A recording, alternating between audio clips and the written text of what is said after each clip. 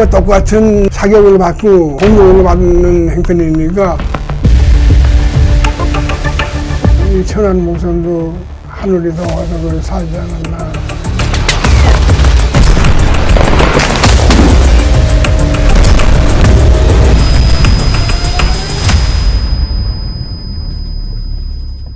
지원 여러 번 잠무용한 고비를 많이 넘었죠. 우선 145태 때 평안도에서 쭉 후퇴해가지고 파주까지 왔어요. 미 1사단도 잠깐 있었어요. 거기 이제 제가 위생병이 없어서 위생병으로 좀 복무를 했죠. 군속이면서도 복무하는 사람들을 다치고 그러면은 이제 치료해주고 약도 주고 그런 일을 하죠. 중상자는 제가 할 수가 없고 뭐 정기 교육을 받은 것도 아니고 이제 위생병이니까 다치면 그냥 이제 압박분대로 묶어서 더 지혈이나 시켜주고 그다음에 조그맣게 이제 부상당한 건 그냥 파편 같은 걸 이제 뽑아주고 그냥 그런 일을 했죠. 뭐. 그런 분들은 제가 어떻게 할 수가 없고 지혈이나 시켜서 후방병원으로 후송시키는 거죠. 미군 부대에 있을 때는 미군이 누가 누군지 알 수가 없고 그냥 옆에서 죽어가는 모습을 많이 봤어요. 치료라는 건 한계가 있으니까요.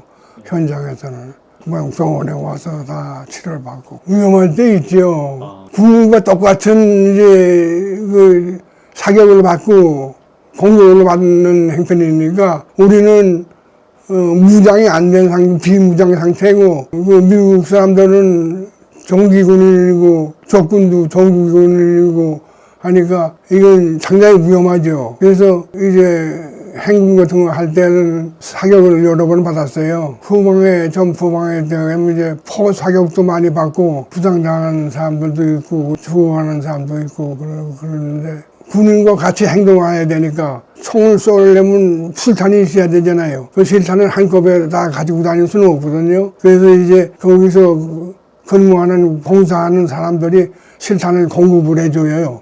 그리고 포탄 같은 것도 공급을 해주고 그러면 그냥 그 포를 쏘고 그 실탄을 쏘고 전쟁을 그냥 수행해 나갈 수가 있죠. 계속해서. 근데 그게 이제 떨어지게 되면 어디 은신이나 해주셔야지 어떻게 할 수가 없는 거죠. 많은 분들은 영화나 드라마에서 본 것처럼 6.25 전쟁 때 의무병들이 붉은 십자가 완장을 차고 다녔을 거라고 생각하십니다. 하지만 충격적이게도 실제로는 그렇지 않았습니다. 사실을 알려드리면 적군은 제네바 협약을 무시하고 의료진을 공격하는 일이 빈번했습니다. 게다가 적십자 완장은 적의 눈에 띄기 쉬워서 적의 표적이 되고 아군의 위치를 폭로시키는 물건으로 간주되었습니다. 그러므로 의무병들은 적의 표적이 될 수 있는 완장 착용을 금하라는 권고를 받았습니다. 대신 구급낭에만 작은 십자가를 그려넣어 신분을 표시했습니다. 실제 전쟁은 우리가 알던 것과 매우 달랐습니다. 의무병들은 생존을 위해 표식도 숨기고 때로는 무장한 채 임무를 수행해야 했죠. 이것이 바로 전쟁의 잔혹한 현실이었습니다. 아주 절박했을 때가 있어요. 한 번은 전쟁을 하는데 이제 거지가 지금 기억으로는 경기도 연천인데 연천하고 천안은 그 사이인데 그 사이에서 이제 전진해서 올라가는데 우리가 이렇게 한 대여섯이 쭉 앉아서 그냥 이제 담배 그때는 이제 어렸을 때 담배도 피고 그래요. 담배 피우면서 이제 농담도 하고 한가하게 지나 얘기를 하고 있는데 포가 날아오더라고요. 포가 날아오는데 거기서 뭐 개월 밑이니까 숨을 때도 없고 그냥 거기만 이렇게 숨고 있는데 일어나 보니까 바로 여기 앉아 있었는데 여기가 떠오르더라고요. 그러니까 한 20-30cm, 한 10cm 정도만 더 나왔으면은 거기 5명이 그냥 못 쏴주고 보냈죠. 그때는 뭐 제가 신앙생활도 안 하고 그런데 지금 생각하니까 이 천안 목선도 하늘이 더워서 그걸 살지 않았나 그렇게 생각이 납니다. 그러고 또 가는데 이제 고지에 올라가서 한 300고치 돼요. 올라가서 행군을 하는데 포가 또 떨어져요. 이 포가 이 소총보다 상당히 무서워요. 그게 느닷없이 후방에서 툭툭 떨어지니까. 교통화에 가서 이렇게 숨어 있는데 아유 뜨끈하게 뭐 배기는 것 같아요. 그래서 아이고 이제 맞아 죽는가 보다. 훔치라니까 또 허리에 와서 이게 뚫어져요. 뜨끈뜨끈해서 손을 꼭 넣어서 보니까 포탄 파편이 뜨겁더라고요.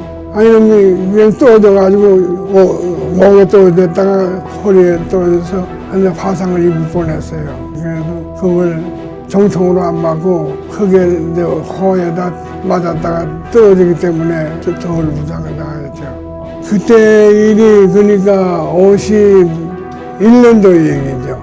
토론하고 연천 그 사이에서 벌어졌던 일이고요. 그때는 이제 전방 같은 데서 치료하다 보게 되면 약도 부족하고 또 처방도 제대로 할 만큼 교육도 받은 상황이 아니고 하니까 그때 페니실린 같은 거 좋은 거 마이신 좋은 약이라 이런 건 그죠. 좀 중상을 입었다 하는 사람들한테는 쓰게 되면 직효를 받고 그런 일도 있더라고요.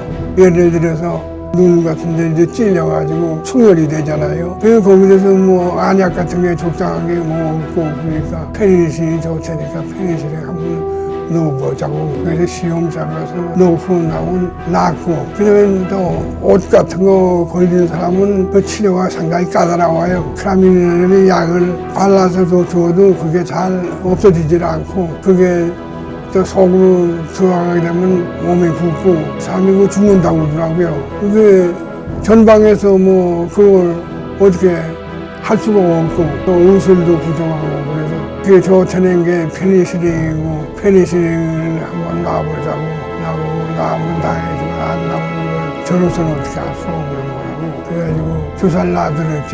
놔드리고 밤이 새기 전에 가보니까 얼굴이 이제 눈이 안 보이게 짜부라졌던 사람들이 눈이 부었어요. 낮아졌어요. 그래서 싹 깨끗하게 이게 낮아져서 아이고 이제 나았으니까 됐다고 서로 좋아하는 그런 일도 있고 그래요. 그래서 없는 가운데서도 또 만족을 느낄 때도 있고 그런